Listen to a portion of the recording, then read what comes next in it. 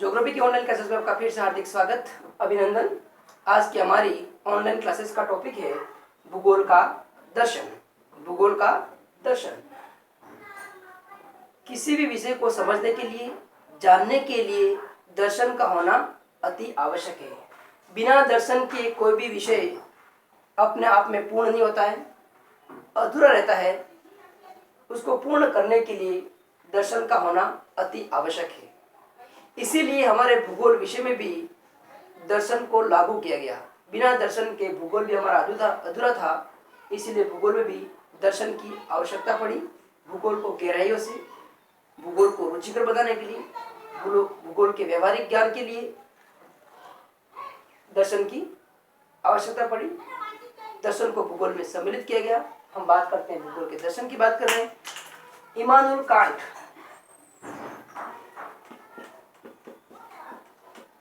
Emmanuel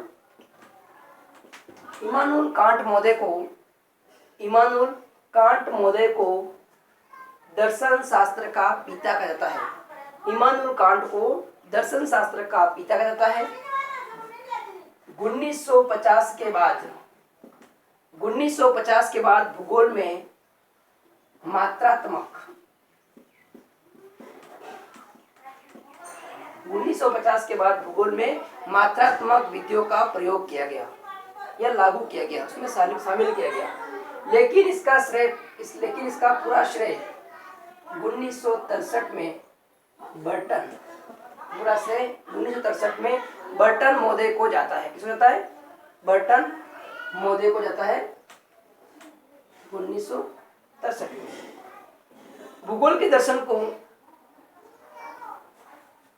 समझने के लिए, भूगोल के दर्शन की आवश्यकता के लिए निम्न पॉइंट हैं।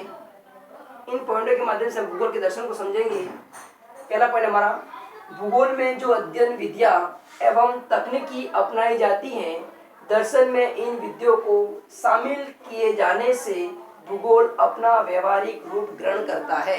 भूगोल अपना व्यवहारिक रूप ग्रहण करता है। शॉर्ट में इस पॉइंट को हम समझें, ये चीज है कि भूगोल को व्यवहारिक बनाने के लिए दर्शन का होना अति आवश्यक है। भूगोल को व्यवहारिक धरातल पर आने के लिए, व्यवहारिक स्वरूप में लाने के लिए दर्शन का होना अति आवश्यक है। ये पॉइंट हमको ये कह रहा है।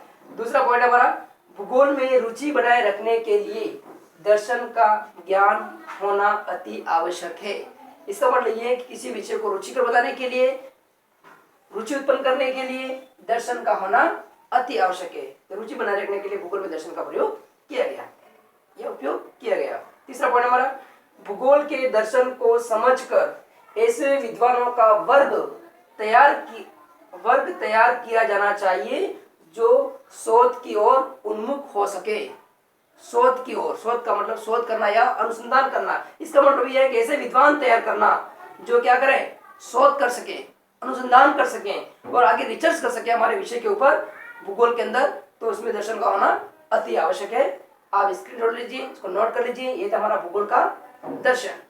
थैंक यू, धन्यवाद।